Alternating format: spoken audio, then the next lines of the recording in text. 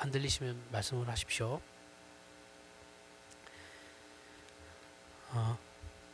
예? 크게요?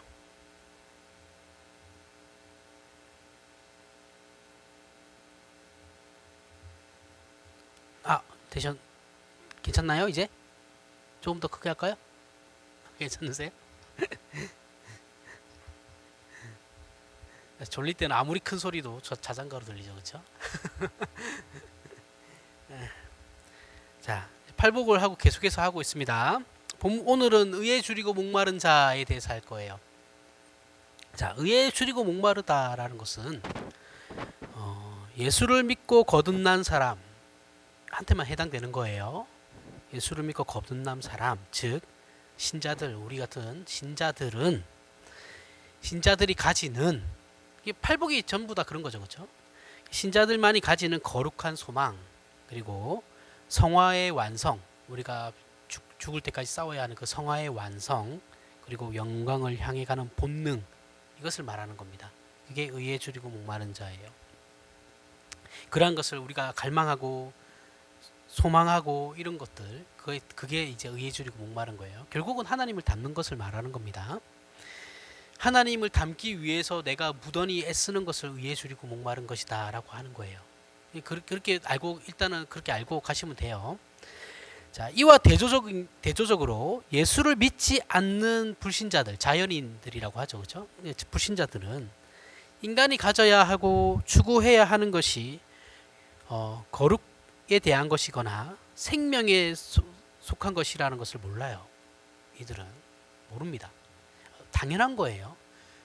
모를 수밖에 없어요. 이들은 자신의 모습을 그저 치장하거나 드러내 보이려고 하고, 그리고 비교하고 자랑하며 우월을 가지는데 열심을 낼 뿐이죠. 불신자들은 그렇다라는 거예요.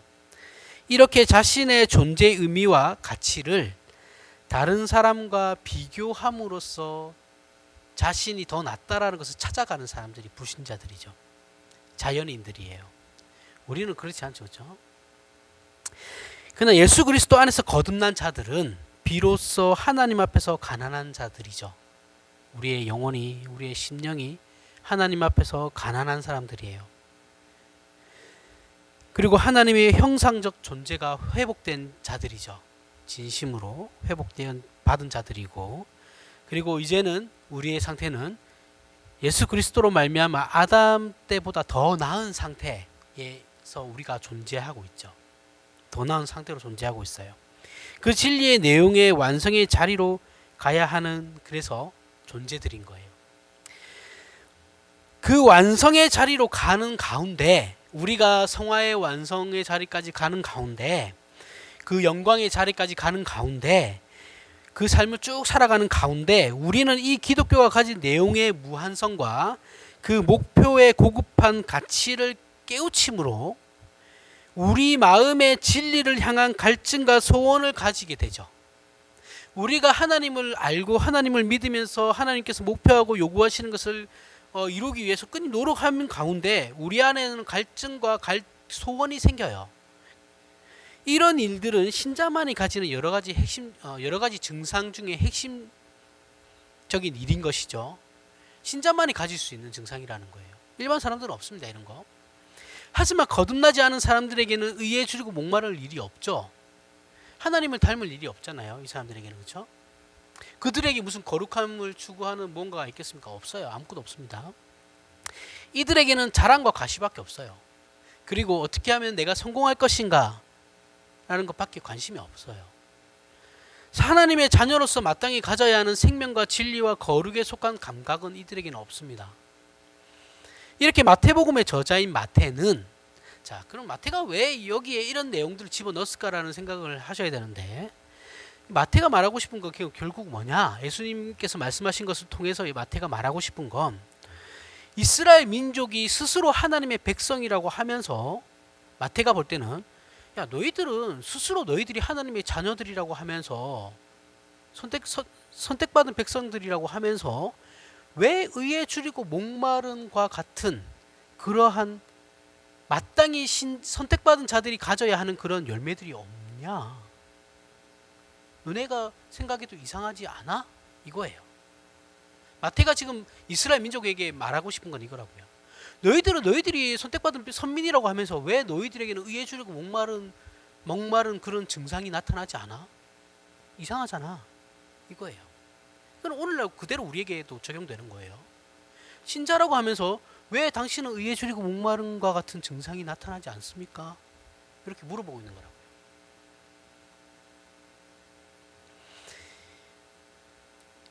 이런 내용과 이제 오늘 지금의 마태복음의 내용과 동일하게 바울이 로마서에서 말하고 있는 내용이 있어요. 로마서 10장 1절부터 3절에 보면 제가 읽을게요. 형제들아 내 마음에 원하는 바와 하나님께 구하는 바는 이스라엘을 위함이니 곧 그들로 구원을 받게 함이라.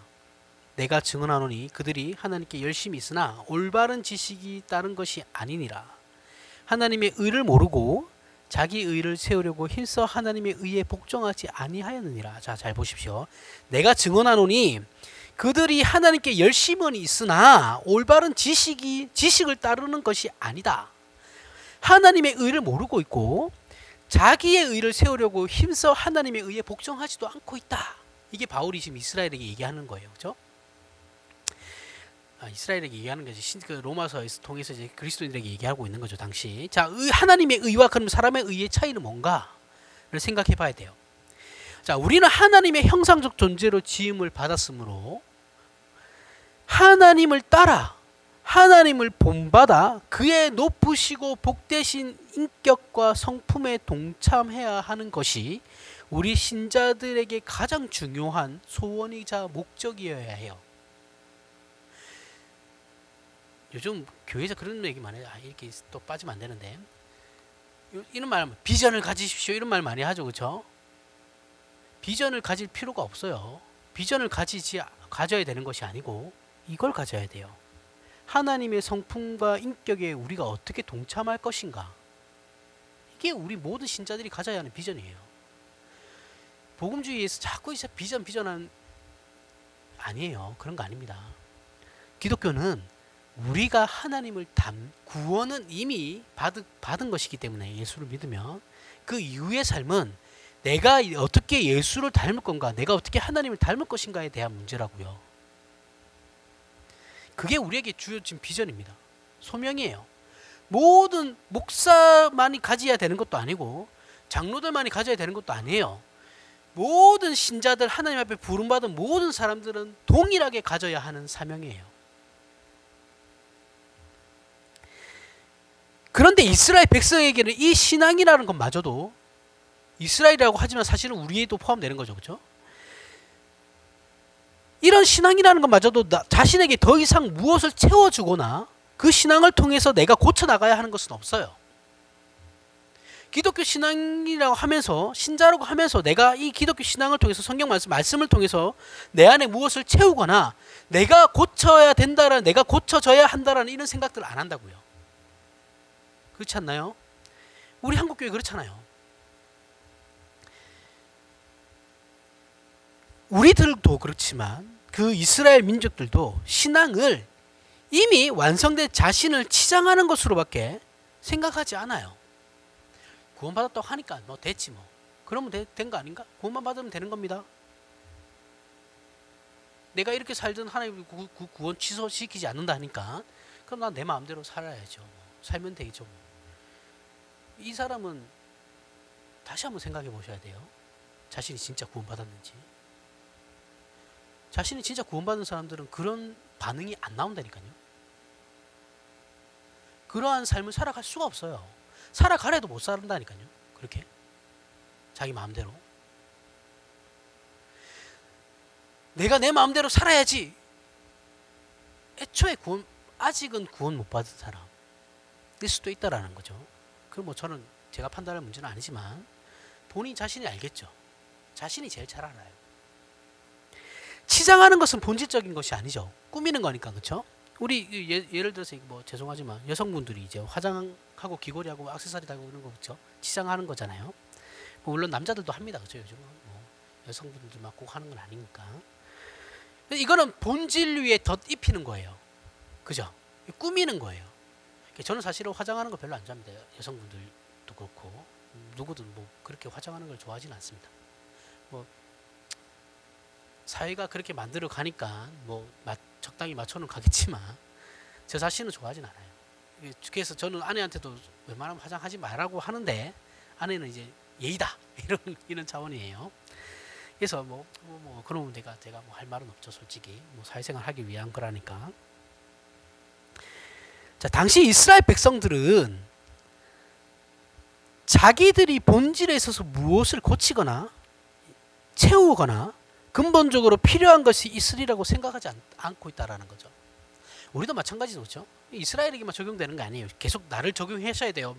이 말씀을 들으면서 이스라엘이라고 얘기하지만 나를 거기에 적용하셔야 되는 거예요. 근데 하나님을 모르는 불신자들, 자연인들은 이들과 똑같아요. 이스라엘이 지금 생각하는 거하고 똑같이 생각하고 있다고요. 종교라는 것 자체가 그냥 상식적이고 윤리 도덕적인 것을 자기 잘난 것 표현하기 위한 것 아니, 뭐 그렇게 치장하는 거지 뭐. 나를 좀 더 있어 보이게 하기 위해서 치장하는 게 종교지. 이게 불신자들의 생각이고, 이스라엘과 우리 한국 교회는 그 신앙이라는 것을 이용해서 나를 치장하려고 하죠. 나를 꾸미려고 하죠. 살면 개차반인데 나 교회 다녀. 그죠? 정치인들 보면 거짓말하는 사람들 엄청 많잖아요. 그죠? 완전 구린내 나는 사람도 엄청 많은데 알고 보면 교회 장로들이 많아요. 안수 집사들이 많고. 그런 거라는 거예요. 꾸미는 거죠. 자기. 성경이 우리에게 가르치는 바는 하나님의 의를 쫓는 것은 그것과는 다르다라고 얘기하고 있어요. 하나님의 의를 쫓는 것은 에베소서 4장 24절에 보면 하나님을 따라, 잘 보시죠. 하나님을 따라예요. 하나님을 따라 의와 진리의 거룩함으로 지으심을 받은 새 사람을 입으라 라고 표현하고 있어요. 자, 여기서 의와 진리의 거룩함이라는 것을 우리는 관념론, 즉 어떤 우리 안에 생각으로만, 머릿속에서 생각으로만 생각하시면 안 된다라는 거예요. 의와 진리의 거룩함이라는 것은 우리의 실질적인 문제이거든요. 근데 한국 교회는 이걸 자꾸 의와 진리와 거룩함이라는 것을 자꾸 저쪽으로 보내요. 이 세상에 있는 것이 아니라 저쪽 세상. 내가 실질적으로 의와 진리와 거룩함이 되는 것이 아니고 생각만, 말이 그렇다라는 거다. 이렇게 자꾸 우리는 만들죠. 그러면서 내 삶의 의와 진리와 거룩함에 으로 가지고 가려고 하지 않아요. 한국 교회는 기독교 신앙을 관념론으로 몰아가는데,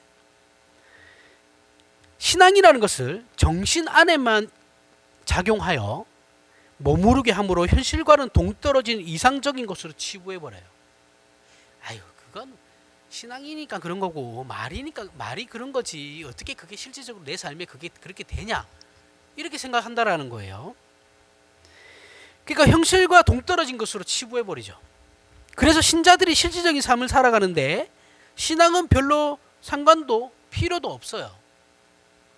쉽게 말하면 목사들은 뜬구름 잡는 소리나 하는 거고 교인들은 그 구름 위를 걸어 다니려고 하는 거예요. 엉망진창이 되는 거죠. 그러니까 교회가. 기독교 신앙은 이렇게 어떤 형이상학적인 이상과 개념적인 차원에서만 머무르는 것이 아니에요. 우리의 정신한 생각 안에서나 정신 안에서만, 우리의 마음속에서만 머무르는 것이 아니라는 거예요. 그 안에서만 가치를 가지는 것도 아니에요. 기독교 신앙은 우리 신자들의 실존적 삶도 포함하며 신자의 전 인생을 지배하는 거예요. 내 삶을 실질적으로 지배하는 거라고요. 하나님의 다스림, 예수 그리스도의 머리 되심과 다스림이라고 하니까 우리는 그냥 그거를 그냥 저쪽 정신세계에서만 그런 거라고 생각하고 내 삶은 실질적으로 그렇지 않다고 생각해요. 아니라는 거예요. 예수 그리스도께서 실질적으로 우리의 삶을 다스리신다고요. 그래서 기독교에서는 신앙과 삶을 분리하지 않아요. 우리는 신앙과 삶이 하나예요.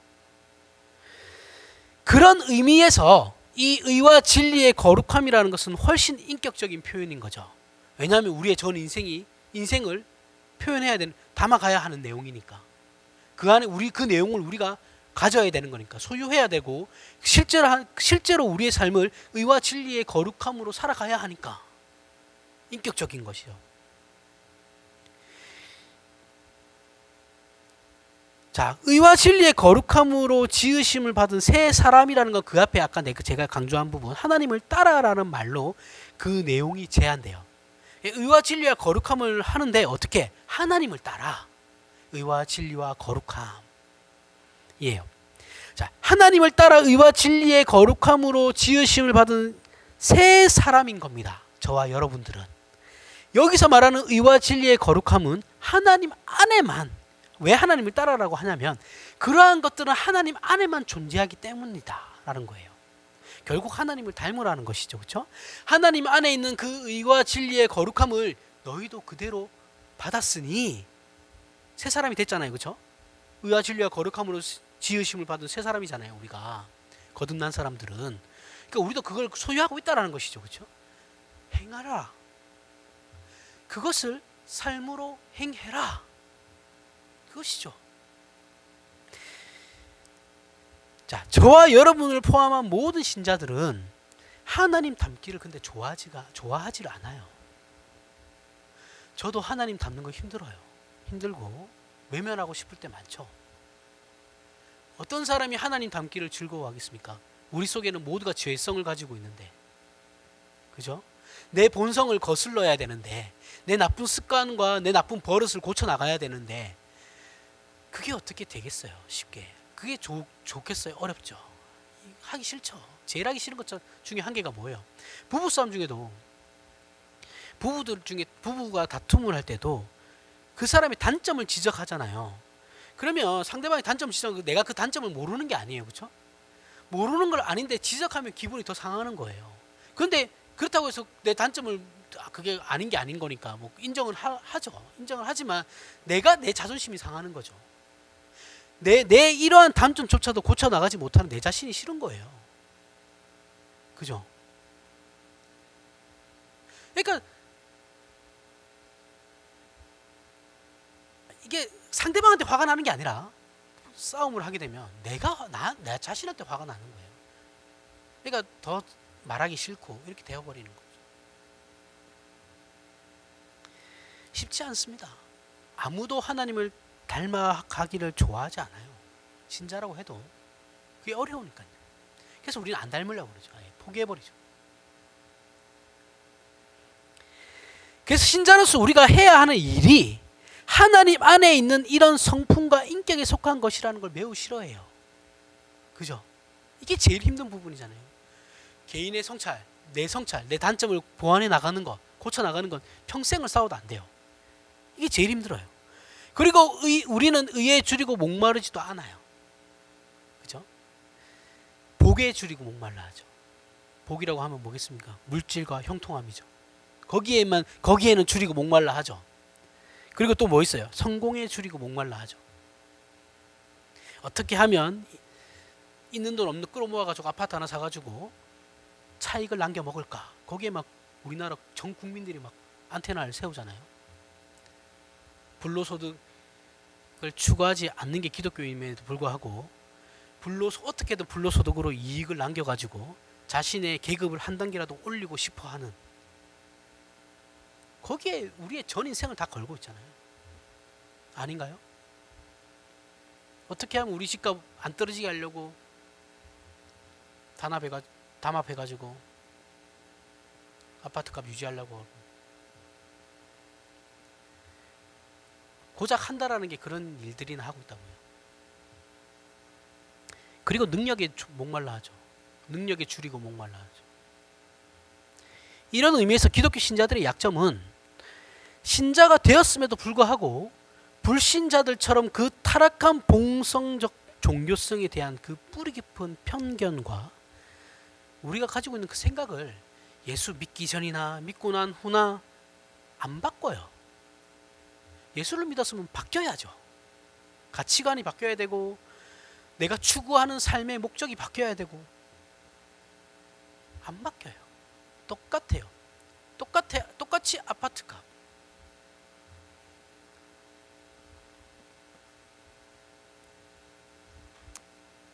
그래서 신자라고 하면서도 신앙이라는 이름으로 어떻게 해요? 우리는 이익을 보려고 하죠. 저급한 차원의 종교성에서 벗어나지 못해요. 그 이익이라는 건 실질적으로 우리의 삶에 나타나는 이익을 말하는 겁니다. 나의 소원이나 바람들이 초월적인 힘에 의해 이루어지기를 바라는 이익을 말하는 거예요. 내가 하면 안 될 것 같아. 아무런 가능이 없어 보이니까 하나님께라도 매달려 보자. 그렇게 해서 뭐라도 해보자. 뭐라도 내한테 내가 이익을 보자. 그러는 차원에서 교회를 나오는 거죠. 또는 신앙이라는 이름으로 나는 남들과 다르다라는 우월감을 증명하려는 바라는 것도 있죠. 이렇게 우리는 예수를 믿는다고 하면서도 우리 자신의 본질 자체에 대한 변화가 전혀 일어나지 않아요. 근데 성경은 우리가 거듭나면 우리 본질이 변한다고 말하고 있거든요. 뭐가 문제겠습니까 도대체? 목사들이 잘못 가르쳤나요? 그것도 맞아요. 잘못 가르쳤죠. 잘 되는 게 다 하나님의 은혜라고 복되는 거라고 그렇게 가르침 받았으니까. 그럼 거기에 편승해서 간 각 성도들은, 각 신자들은 책임이 없나요? 저게 정말 맞는 말일까라는 생각 한 번도 의심해 본 적이 없나요? 그럼 그분도 잘못인 거죠. 쌍방간의 잘못이에요. 목사의 책임이 조금 더 큽니다. 하나님을 따라 의와 진리의 거룩함으로 지으심을 받은 새 사람을 입으라 라고 말씀하고 있어요. 이것이 성경이 말하는 의에 줄이고 목마른 것이다. 하나님의 의를 본받으라 라고 하는 겁니다. 그렇다면 하나님의 의가 무엇인가 우리가 한번 생각해 볼게요. 하나님의 의는 궁금하면 하나님의 의는 도대체 뭐야? 자, 시편 103편 6절에서부터 14절에 나옵니다. 시편 103편 6절부터 14절에 하나님의 의에 대해서 설명을 하고 있어요. 제가 읽을게요. 여호와께서 공의로운 일을 행하시며 억압당하는 모든 자를 위하여 심판하시는도다. 그의 행위를 모세에게 그의 행사를 이스라엘 자손에게 알리셨도다. 여호와는 긍휼이 많으시고 은혜로우시며 노하기를 더디하시고 은자하심이 풍부하시도다. 자주 경책하지 아니하시며 노를 영원히 품지 아니하시리로다. 우리의 죄를 따라 우리를 처벌하시지는 아니하시며 우리의 죄악을 따라 우리에게 그대로 갚지는 아니하셨으니 이는 하늘이 땅에서 높음같이 그를 경외하는 자에게 그의 인자심이 크심이로다. 동이 서에서 먼 것 같이 우리의 죄가를 우리에게서 멀리 옮기셨으며 아버지가 자식을 긍휼히 여긴 같이 여호와께서는 자기를 경외하는 자를 긍휼히 여기시나니 이는 그가 우리의 체질을 아시며 우리가 단지 먼지뿐임을 기억하심이로다. 자, 우리가 모여서 얘기하는 중에 상상을 한번 해보세요. 우리가 여러 사람이 모여가지고 어떤 사람에 대해서 이제 얘기를 해요. 언급을 해요. 하는데 그렇게 됐을 때 내가 어떤 사람에 대해서 그 사람에 대해서 얘기를 할 때 가장 먼저 말하는 부분이 뭐냐면 그가 어떤 일을 하고 있나를 가장 먼저 얘기해요. 그리고 아니면 어떤 위치나 어떤 지위를 가지고 있냐에 대해서 얘기를 해요. 잘 생각해 보세요. 진짜 그래요. 그렇죠? 사람들이 모여있다고, 우리 가족들이 모여있다고 생각해 보시고 각자 가족들이 모였는데 내가 누군가에 대해서 설명을 해야 되는데 그때 가장 먼저 하는 말이 이 사람 뭐 하는 사람인데 이 얘기가 나오죠. 그렇죠? 누구나 다 그래요. 자, 이러한 이제 어른들의 습성을 가장 잘 표현한 사람이 누구냐면 생떼쥐베리예요.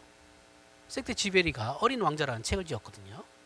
시간 나면 꼭 한번 읽어보십시오. 두껍지도 않아서 되게 얇은 책이에요. 한번 읽어보십시오.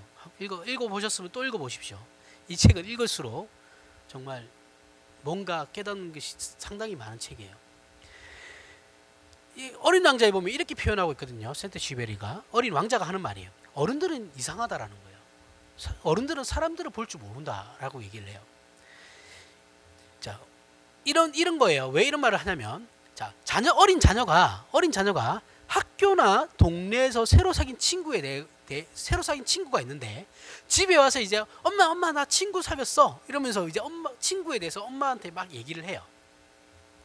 그 친구는 이렇고 저렇고 이런 걸 좋아하고 저런 걸 좋아하고 막 이래. 근데 부모들은 잘 못 알아들어요. 그렇게 얘기하면 못 알아듣고 관심도 가지지 않아요. 그런데 그 친구가 어느 정도 사이즈의 집에 살고 있고 그 아버지가 어떤 일을 하고 있다 이러면 대반의 관심을 가져요. 부모들이. 예를 들어서 엄마 내가 오늘 친구를 사귀었는데 아버지가 검사래. 이러면 그래? 바로 나오죠. 그렇죠? 그게 아니면 걔 아파트가 저 동네 부자 동네에서 거기 살고 100평짜리 아파트 산대. 그럼 그러냐? 이러고 바로 관심을 가져요. 이게 이제 최대 지배리가 하고 싶은 말이에요. 사람을 아이의 본질적으로 보는 것이 아니고 그 아이의 어떤 배경으로만 봐야지만 설명을 해야지만 이해를 한다라는 거죠. 그 친구 자체를 부모에게 설명을 하면 어른들은 못 알아듣는다라는 거예요. 좋아하지도 않고. 우리도 똑같죠. 사람을 보면 저 사람이 어느 대학에 다니는지 어느 직장에 다니고 어느 위치에 있는지 내가 저 사람을 알아두면 언젠가는 도움이 되고 이익이 될 건지 이런 차원에서밖에 사람을 못 봐요. 저 사람이 얼마나 성품과 인격적으로 괜찮은가에 대해서는 생각하지 않는다라는 거죠. 물론 이게 도시의 한 특징이긴 합니다.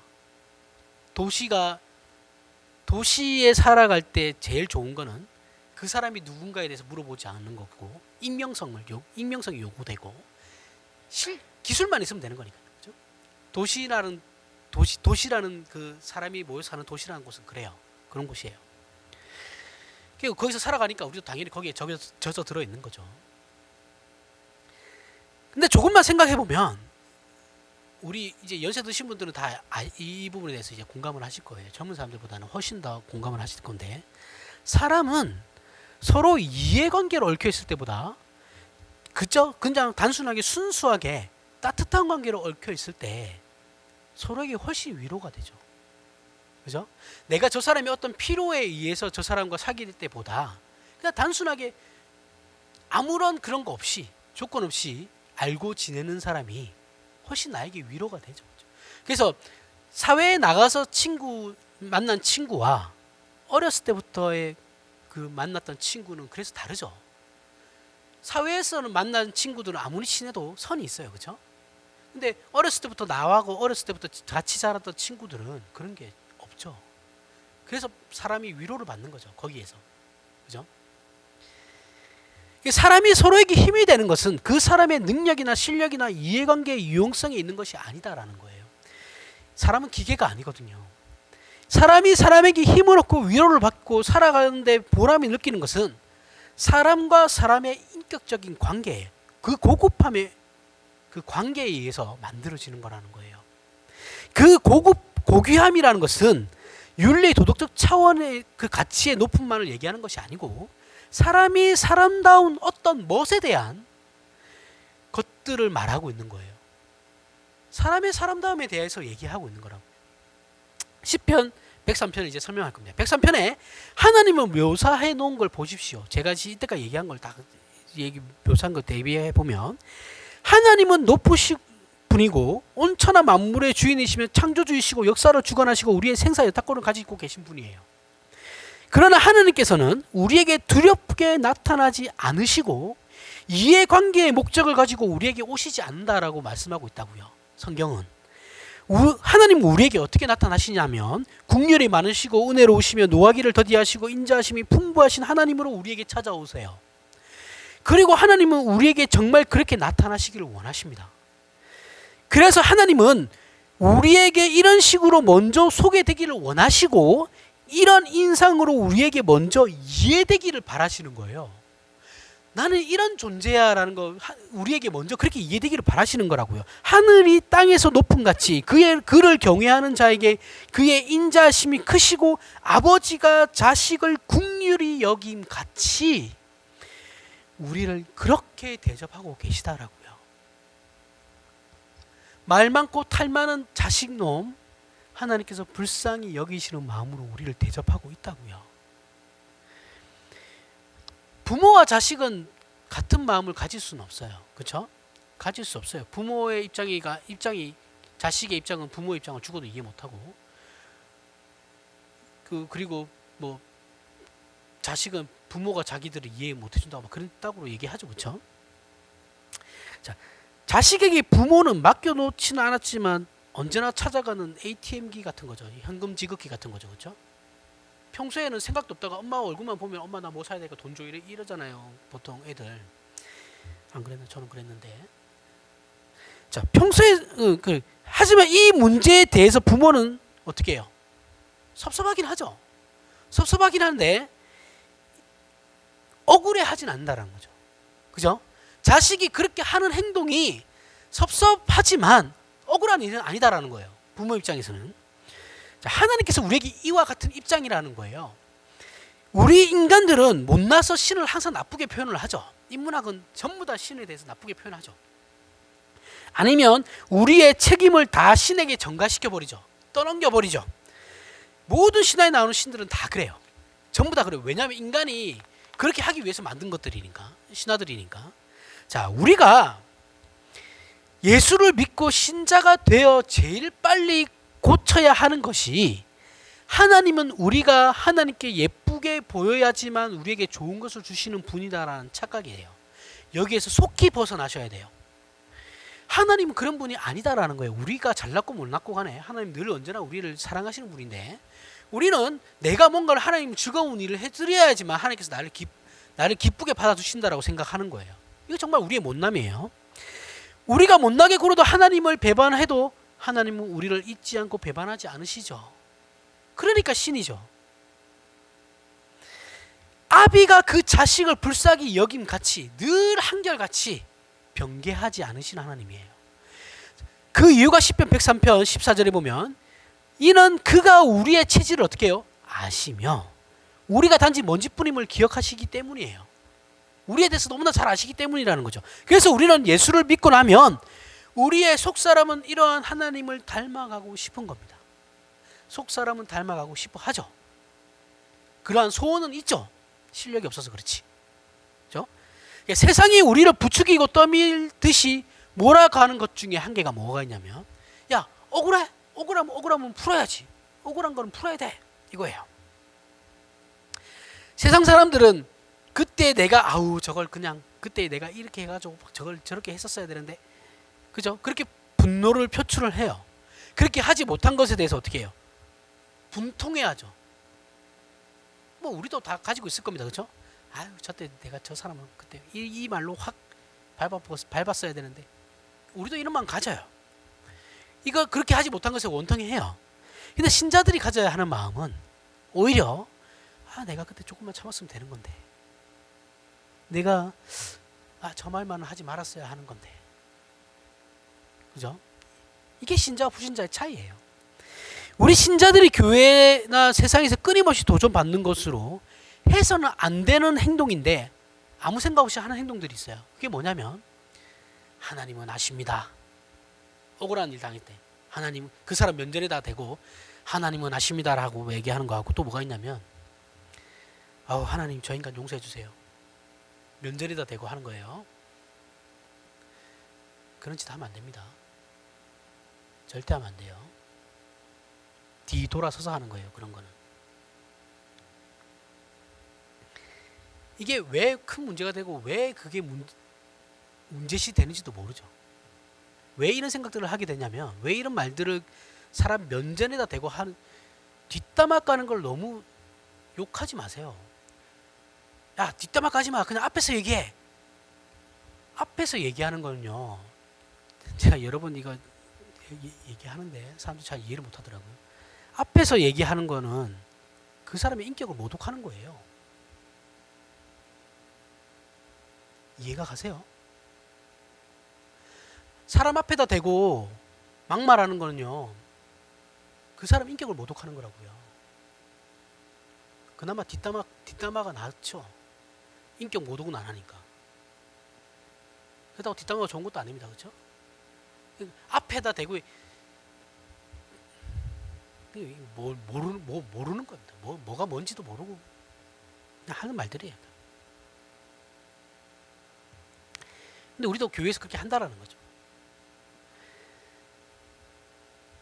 왜 이런 식이 우리가 왜 이런 식으로 하냐면 우리는 신앙이라는 것을 어떻게 배웠냐면 복 그리고 우월 나는 저들과 달라 그런 우월 차별 나는 하나님께 선택받은 백성이야 성공 내가 하나님의 은혜로 이렇게 성공했어 그러니까 결국 우월하다라는 거죠 그렇죠?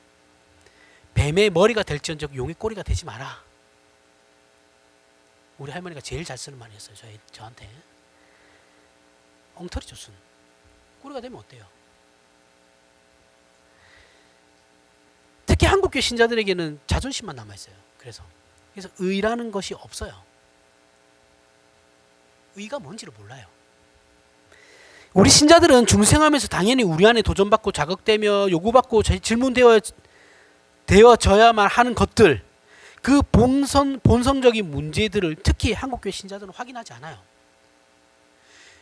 예수를 믿으면 당연히 우리 안에 어떤 질문들이 만들어져요 생겨나요 근데 그거를 질문을 하지 않아요 그럼 어떻게 알아요 그거를 질문을 해서 답을 얻어야죠 질문을 안 하는데 어떻게 답을 얻어요 그러니까 신앙이 변하지가 않아요 늘 제가 강조하는 것 중에 한 게 질문을 하십시오 모르면 제발 질문을 하세요 꿍꿍 쌓아두면 아무런 영양가도 되지 않아요 질문을 하세요 그러니 자신의 신앙을 하나님 앞에서나 말씀 앞에서 한 번도 확인해 본 적이 없어요 그냥 나는 열심히 한다라는 게 새벽기도 열심히 참석하고 예배 참석하고 교회 행사 다 참석하고 이러면 난 내가 신앙이 좋은 줄 알아요 아니에요 그게 치장하는 거라고요 본질 앞에서 내가 내 자신을 보지 못하고 그저 그러한 것들을 꾸밈으로 말미암아서 내 그 얼굴에 그 두께를 쌓아가는 거예요 이렇게. 얼굴이 두꺼워지죠 나중에는 부끄러움인지도 몰라요 그러니 하나님 저 인간을 용서해 주십시오 면전에다 대고 그런 소리나 하죠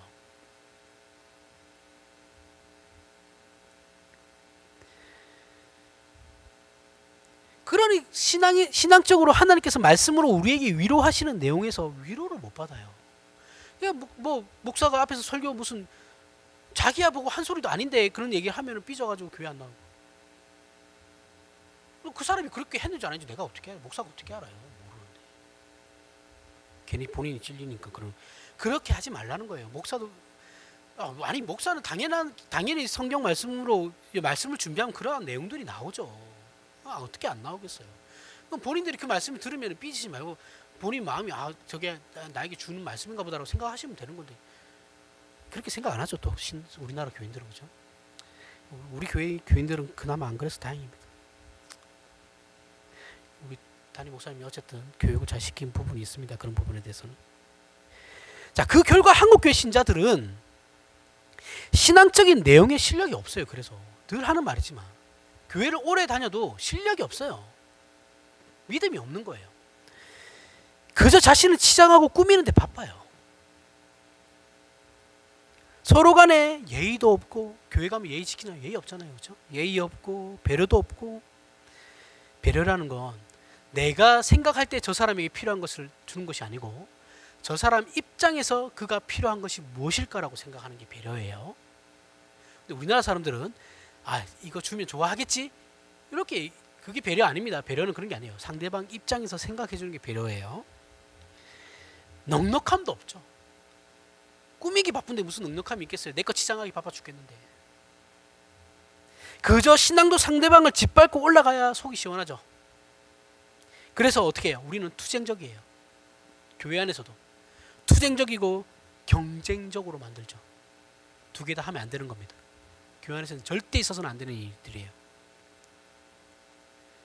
이렇게 못난 상태에 이르게 된 게 한국 교회라고요 로마서 한번 보겠습니다 로마서 3장 21절부터 26절 이제는 율법 외에 하나님의 한 의가 나타났으니 율법 외에 하나님의 의가 나타났답니다 하나의 의가 나타났는데 율법과 선지자들에게 증거를 받은 것이라 곧 예수 그리스도를 믿음으로 말미암아 모든 믿는 자에게 미치는 하나님의 의니 차별이 없느니라 모든 사람이 죄를 범하였으며 하나님의 영광에 이르지 못하더니 그리스도 예수 안에 있는 속량으로 말미암아 하나님의 은혜로 값없이 의롭다 하심을 얻은 자 되었느니라 이 예수를 하나님이 그의 피로써 믿음으로 말미암는 화목제물로 세우셨으니 이는 하나님께서 같이 참으시는 중에 전에 지은 죄를 관가하심으로 자기의 의로우심을 나타내려 하심이니 곧 이때 자기의 의로우심을 나타내사 자기도 의로우시며 또한 예수 믿는 자를 의롭다 하려 하심이라. 자, 이 내용은 성경에서 구원에 관한 표현들 중에 이제 제일 대표되는 부분이에요. 여기서 바울은 구원을 하나님의 의라고 표현하고 있어요. 그러니까 하나님의 의하면 구원, 이렇게 바울이 얘기하고 있는 거예요. 자, 우리는 지금 하나님의 의하면 하나님을 닮아가는 것, 그죠? 구원, 결국 닮아가는 건 뭐냐면 구원이에요, 그죠? 구원받은 애들에게는 그러한 반응이 나타날 수밖에 없기 때문에 하나님을 닮아간다라는 거죠. 그러니까 구원이라 하나님의 구원, 하나님이 닮는 것, 이거 이렇게 표현하는 거죠. 구원이 얼마나 복된 것이고 놀라운 것인가 이전에 그것을 우리에게 주신 하나님의 하나님다우심의 그 발현, 표라고 설명하고 있는 거예요. 자, 구원이란 옳고 그름의 기준으로 해서 사람을 합격시키는 것이 아니다라는 거예요. 하나님의 의는 옳고 그름으로 기준이 되지 않는다라고 말씀하고 있는 거예요. 자, 이러한 일이 가능할 수 있는 이유는 하나님의 하나님다우심에 그런 깊고 넓고 무한하신 지혜로 말미암아 가능하게 된 겁니다. 이것을 하나님의 의라고 하고 있어요. 하나님의 의는 우리의 어떤 단순한 옳고 그름의 문제가 아니라 하나님께서 우리를 사랑하시는 그 마음으로 우리를 선택하신 거잖아요, 그렇죠? 그게 하나님의 의예요. 율법이 아니다라고 말하고 있는 거예요. 율법은 뭐예요? 맞고 틀리고의 문제죠. 맞고 틀리고의 문제이고 합격선을 정하고 그 이상의 점수를 받아야 합격할 수 있는 거예요. 이게 율법이에요, 그렇죠? 그러나 예수 그리스도로 말미암는 구원은 하나님의 은혜, 용서, 자비, 사랑으로 말미암는다라고요. 이게 하나님의 의예요. 이것은 단순히 맞고 틀리고의 그러한 것들과 비교할 수 없는 오직 인격만이 가지는 배려이고 아량이에요. 하나님께서 우리에게 베푸시는 아량이시라고요. 바울의 표현처럼 하나님은 우리의 구원에 나타난 바와 같이 그분은 의로우신 분입니다. 이건 옳다 그르다라는 것을 말하는 것이 아니에요. 그 인격이 가지는 고급함과 탁월함, 그 인격이 가지는 은혜, 긍휼, 자비, 사랑, 이것이 하나님의 의라는 거예요. 그 하나님의 의, 자비, 은혜, 사랑, 그 하나님의 의에 우리가 줄이고 목말라 하느냐라는 문제가 오늘 본문의 문제라고요. 의에 줄이고 목마른 너희들은 정말 하나님의 의와 은혜와 용서와 사랑과 자비에 목말라 하고 있니? 그 인격이 가지는 결국 하나님을 닮는 문제에 있어서 우리는 줄이고 목말라 해야 하는 것인데, 이것은 인간인 우리가 옳고 그르다는 기준을 하나만으로 판단할 수 없는 존재가 하나님이시라는 것을 확인한 우리 마음의 갈증인 거죠. 우리가 하나님을 판단할 수 없어요. 세상에 아직도 굶어 죽는 아이들이 많아요. 그럼 하나님 살아계시면 어떻게 저런 일들이 일어날 수 있습니까? 우리가 그렇게 판단할 수 있는 문제가 아니라고요. 하나님, 나는 믿어서 천국 가는데 저는 구원을 받았는데 그럼 저 친구는 왜 구원 안 해주십니까? 그걸 우리가 따질 입장이 아니에요. 그걸 우리가 옳고 그르다로 판단하는 문제가 아니라고요. 단순히 높고 남보다 뛰어난 정도를 말하는 것이 아니에요. 하나님의 그러하심이 그보다 훨씬 깊고 무한한 차원에서의 자기 확인이라는 것을 기억하셔야 된다고요. 하나님 앞에서 하나님의 형상적 존재로 지음받은 영광의 가치를 인식하고 아는 진정한 인간다움을 비로소 발견한 그런 깨우침 속에서 나오는 소원이 의에 줄이고 목마른 것이다라고. 자, 줄이고 목마른 것이다라는 것은 인간이 어떻게 보면 이것에 줄이고 목말라야 한다라는 거죠. 너희들은 돈에 목말라고 그게 아니고, 돈에 목마르고 성공에 목마르고 해야 되는 것이 아니라 의에 줄이고 목말라야 하는, 무엇을 우리 삶에 추구해야 되는지 아시겠죠? 이러한 소원을 가져야 된다고요. 신자라면 맨날 뭐 어려운 거 해결해 달라고 그런 게 아니고 해결해 주지, 물론 해결해 주실 때도 있지만. 그래서 바울은 자신의 소망을 이렇게 기록하고 있어요. 빌립보서 3장 4절부터 9절에 그러나 나도 육체를 신뢰할 만하며 만일 누구든지 다른 이가 육체를 신뢰할 것이 있는 줄로 생각하면 나는 더욱 그러하니니 나는 8일 만에 할례를 받고 이스라엘 족속이요 베냐민 지파요 히브리인 중에 히브리인이요 율법으로는 바리새인이요 열심으로는 교회를 박해하고 율법의 의로는 흠이 없는 자라. 그러나 무엇이든지 내게 유익하던 것을 내가 그리스도를 위하여 다 해로 여길 뿐더러 또한 모든 것을 해로 여김은 내 주 그리스도 예수를 아는 지식이 가장 고상하기 때문이라. 내가 그를 위하여 모든 것을 잃어버리고 배설물로 여김은 그리스도를 얻고 그 안에서 발견되려 함이니 내가 가진 의는 율법에서 난 것이 아니요 오직 그리스도를 믿음으로 말미암은 것이니 곧 믿음으로 하나님께로부터 난 의라. 바울은 좋은 집안에서 태어났다고 지난주에 설명했죠. 그죠? 좋은 집안에서 태어났고 최고의 학벌을 가졌고 그 시대에 자타가 공인하는 엘리트고 신앙인이었어요. 적어도 이스라엘에서는 외적으로는 어느 누구한테도 꿀리지 않아요. 그러나 그가 예수를 믿고 거듭나서 예수 그리스도 안에서 자신이 얼마나 가난한 자였는지를 확인하게 되죠. 여태껏 내가 자랑했던 그가 자랑했던 자신의 그 모든 것들이 예수를 아는 지식 안에 들어오자 모두 빛을 잃어버렸다고 얘기하고 있는 거예요. 그것을 본인은 확인했다라는 거예요. 이게 의에 줄이고 목마른 거예요. 사자가 그 갈기를 자랑하고 사슴이 아름다운 뿔을 자랑한다 할지라도 그것들은 그냥 생존에 필요한 것들이죠. 그것 이상의 가치는 없어요. 그렇죠? 그런 것들이 우리 인간이 가지는 고급한 인격과 도덕, 이상과 영적인 것들의 가치와 비교가 되겠냐고요. 안 되죠. 바울이 발견한 건 이런 거라는 겁니다. 오늘 우리가 발견해야 되는 것도 이것이에요. 도대체 왜 예수를 믿는데 아직도 돈에 그렇게 갈망을 하죠?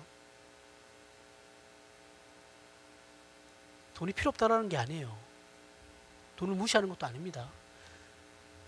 근데 왜 자꾸 거기에 모든 것을 자신의 인생을 왜 다 거기다 걸어요? 아닌데. 그럼 예수 믿는 게 아니죠. 자신의 가치관이 안 변했는데 어떻게 그게 예수를 믿어요?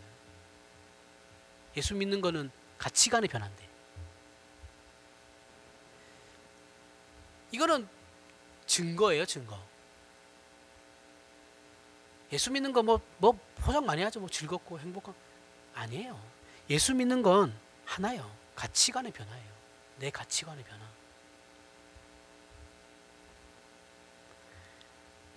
우리가 예수 믿게 된 본질이 뭐냐면 습관적으로 본질이 무엇인지를 우리가 다시 한번 진짜 진심으로 한번 고민해 보셔야 돼요. 그냥 습관적으로 교회만 왔다 갔다 하지 마시고 자신의 구원에 대해 진중하게 생각을 해보셔야 된다고요.